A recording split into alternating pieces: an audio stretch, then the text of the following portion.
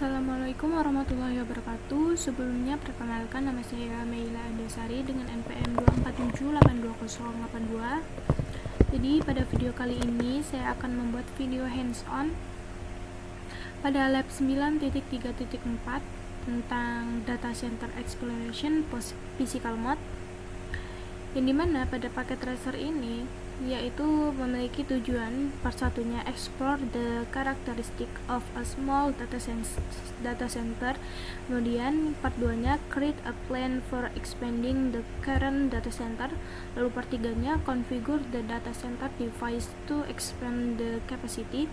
Lalu di sini juga terdapat latar belakang dari data center are often referred to as the brain of an organization, storing and analyzing data, providing communication both internally and to client, and providing the tools necessary for research and development activities. The data center must to be constructed in such a manner that it can securely and efficiently provide its full range of product and service regardless of what catastrophe occur.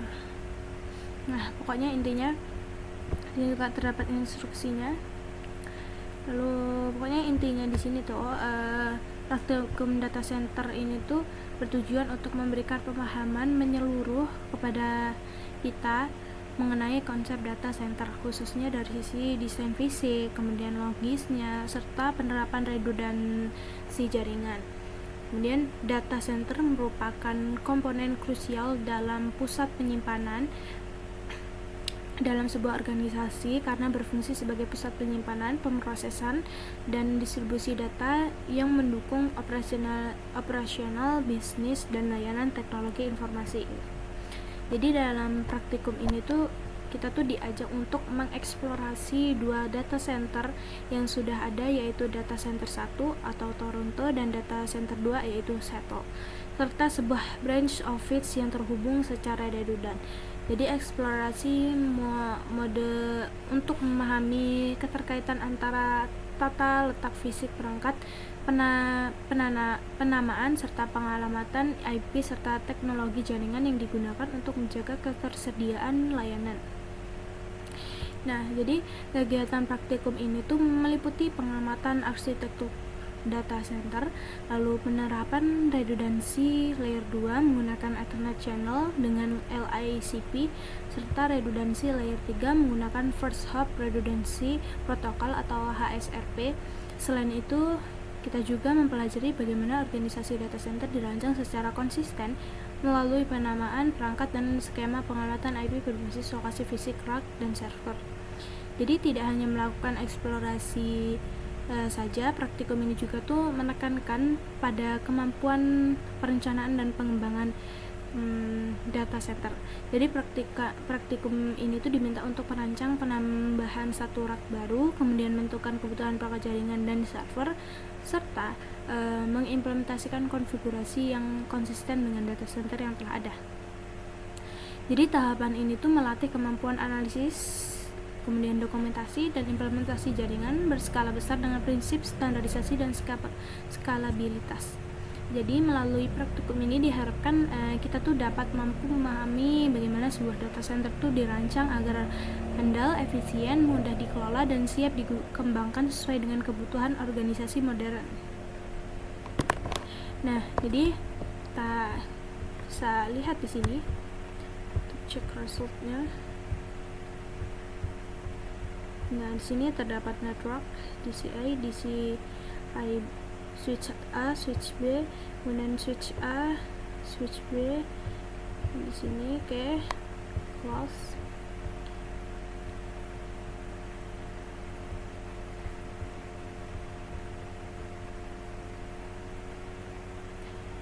Jadi di sini kita bisa mengikuti langkah-langkah yang ada di sini ya. Jadi di sini tuh dia tuh diperintahkan untuk menambahkan DHCP pada konfigur rack 5. Nah, di sini saya sudah menambahkan untuk yang DC1R2. R2 S2.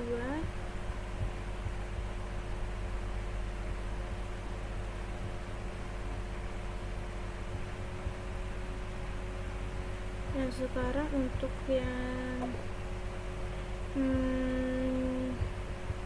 DCR5 ini bisa kesini.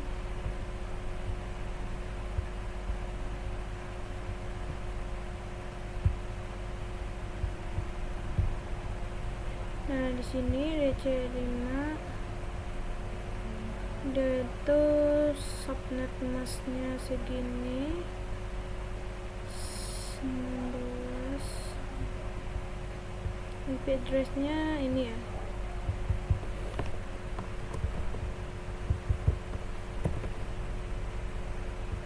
default gateway-nya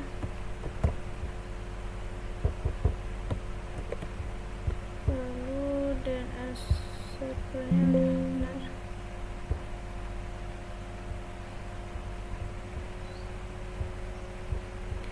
Lalu untuk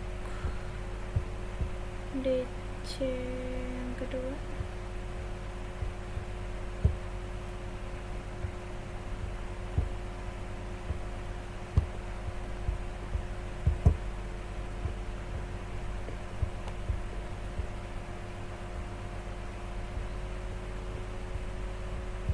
kita tambahkan, kita hidupkan.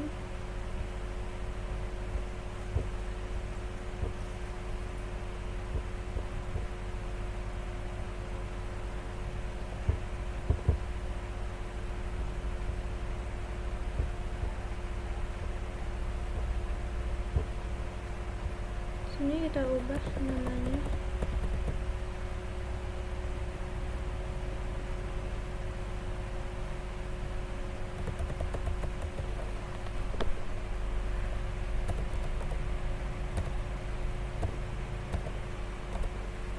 Jadi D C ngelek-ngelek ya, 1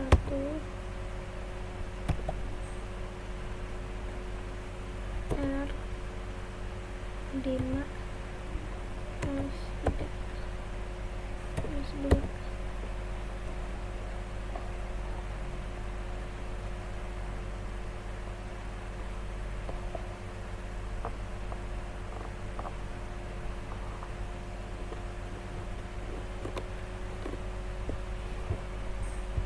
Oke, lalu ke desktop IP config.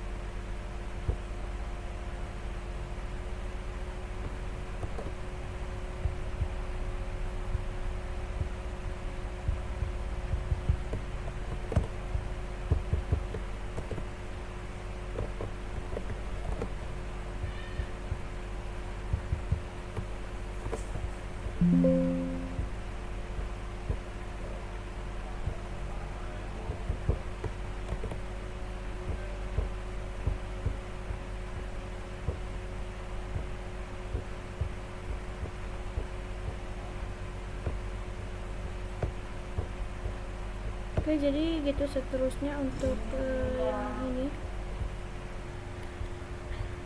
karena lab ini tuh sangat parah ini, jadi saya mungkin sampai completion 12 saja ya.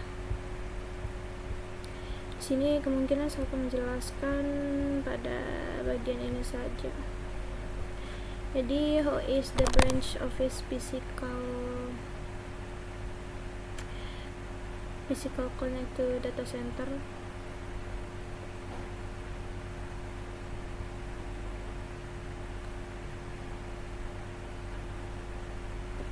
Jadi di sini tuh bagaimana kantor branch office ini tuh terhubung secara fisik ke pusat data.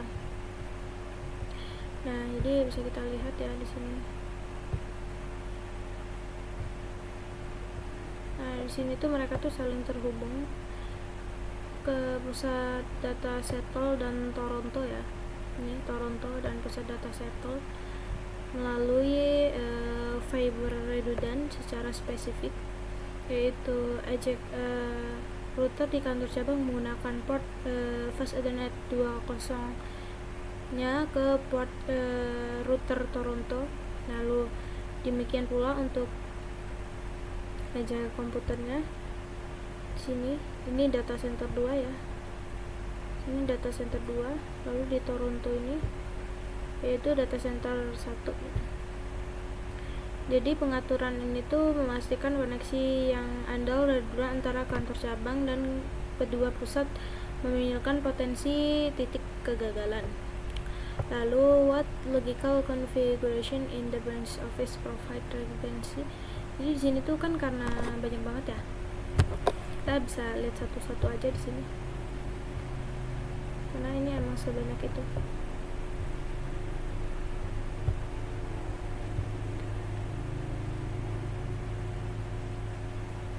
Di sini kita bisa lihat untuk masing-masing lag. Ini lag parah dia nih. Jadi di sini terdapat masing-masing rak ya, rak 0, rak 1, rak 2, rak 3, rak 4. Dimana di sini mereka terdapat beberapa switch seluruh routernya. Dan di sini terdapat PC untuk adminnya. Jadi di sini mereka saling terhubung ya. Saya juga belum terlalu fasih dalam lab ini, jadi kita jawabin saja persoalannya.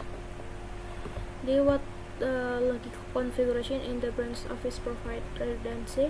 Jadi untuk memastikan redundansi dari edge router menggunakan floating static router, jika terjadi kegagalan pada utama ke DC1, lalu lintas akan dialihkan ke DC2. Sebaliknya, jika tautan utama ke DC2 gagal, maka lalu lintas akan dialihkan ke DC1 gitu. Kemudian, how is data center 1 connect to data center 2? Jadi data center 1 dan data center 2 itu terhubung melalui tautan fiber yang tadi ya, warna oranye tadi. Kita bisa lihat di fiber redundant router DC1A terhubung ke router DC2A dan router DC1B terhubung ke router DC2B. Kemudian how are the device in data center 1 physical organized. Jadi perangkat diatur dengan cara yang sangat logis dalam rak redundant, sehingga jika ada rak yang gagal, maka rak redundant dapat mengkompensasinya. Salah satu fitur desain utama dari pusat data adalah standarisasi tata letak peralatan, sehingga kita tuh dapat memiliki fleksibilitas dan tidak dibatasi oleh tata letak peralatan. Dan di sini why is the physical organization of the data center device important. Jadi di sini tuh apakah mengapa organisasi fisik perangkat itu tuh dalam pusat itu penting. Jadi tata letak perangkat fisik redundant yang jelas dan konsisten itu membantu fleksibilitas, pemecahan masalah, dan manajemen pusat data. Jadi desain peralatan yang logis mencegah tata letak peralatan membatasi kegunaannya. Kemudian langkah 2-nya, explore the naming and addressing convention in both data center 1 dan data center 2. Jadi di sini bagaimana? Di sini how are the device name in the data center. Jadi bagaimana perangkat tersebut diberi nama di pusat data. Seperti yang tadi saya jelaskan ya. Kita bisa lihat di sini.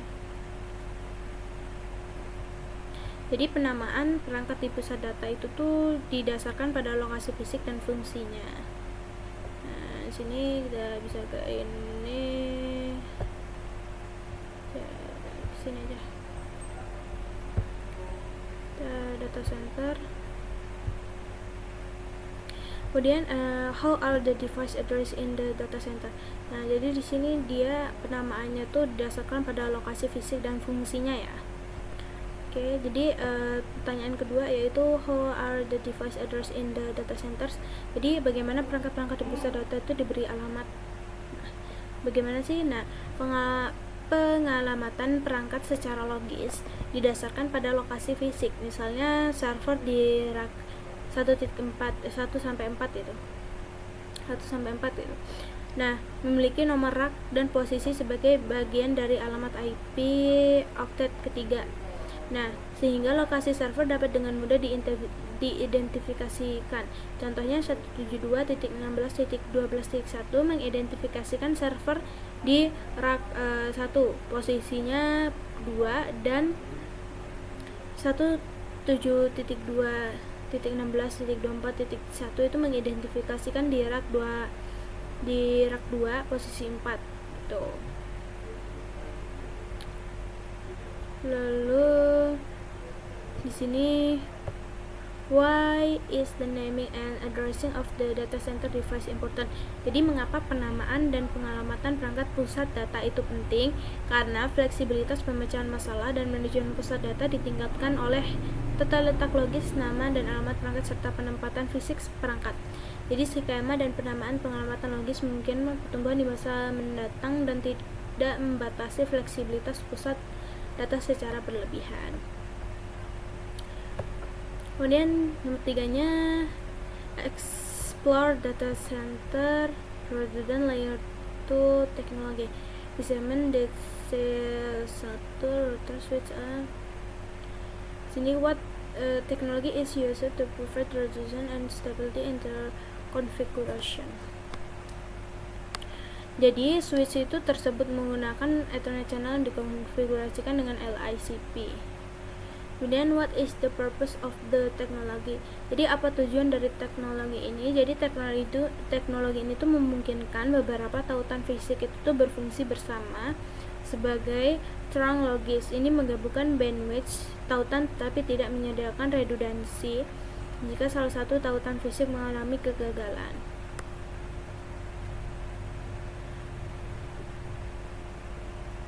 Oke, kita langsung ke step 4 ya. Explore data center redundant layer 3.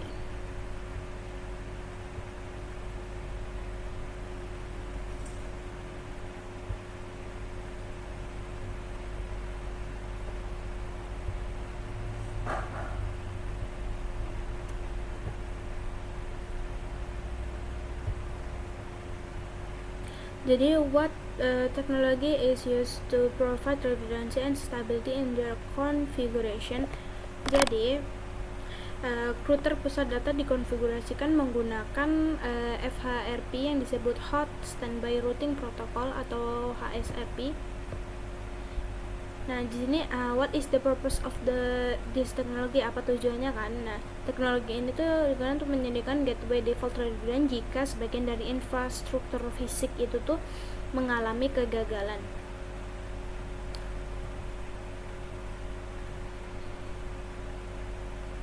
Sini seperti yang tadi ya, bisa kita lihat. Sini yang saya pasangkan tadi. Penamainya sini nge-lag parah tapi.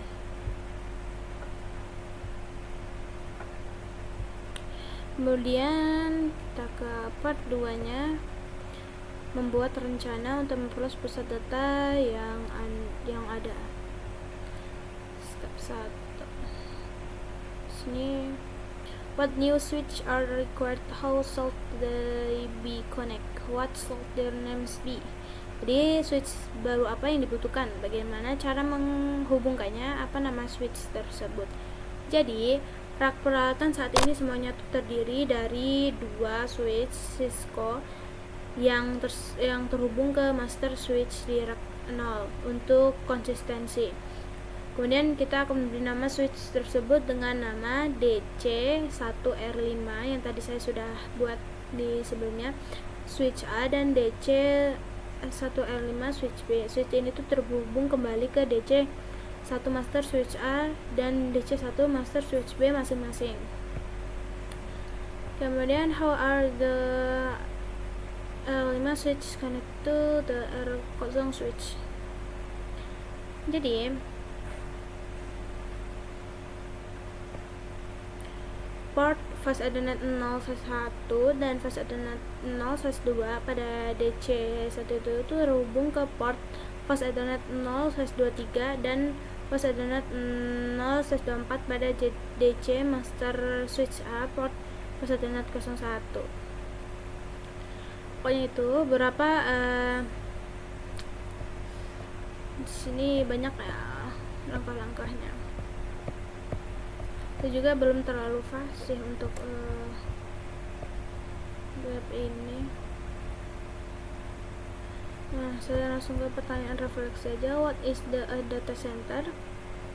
Jadi apa itu pusat data? Nah, pusat data jawabannya itu bervariasi ya. Pusat data adalah fasilitas fisik tempat komputer perusahaan, jaringan, kemudian penyimpanan dan peralatan TI lainnya yang mendukung operasional bisnis yang berada gitu.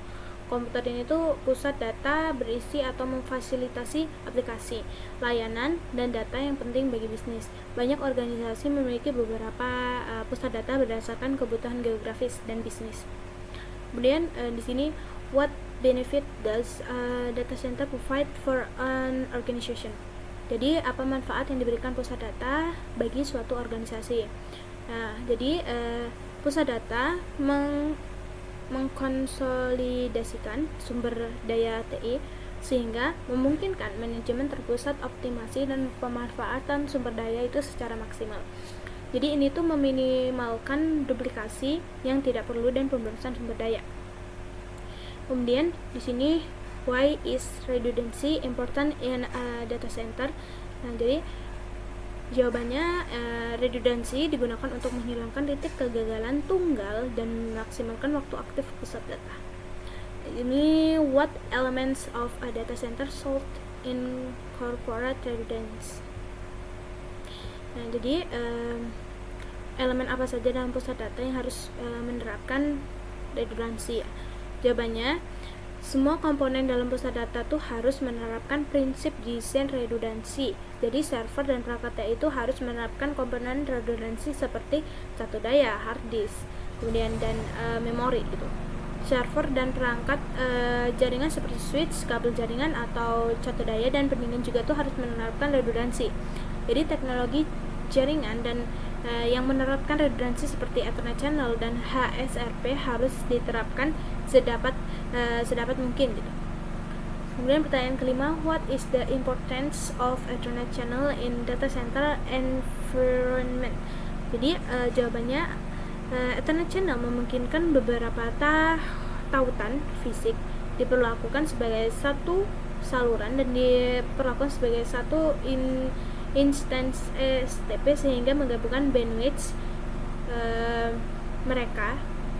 Jadi ini juga tuh menyediakan redundansi sehingga jika satu tautan dan bandel Ethernet channel gagal, yang lain tetap aktif.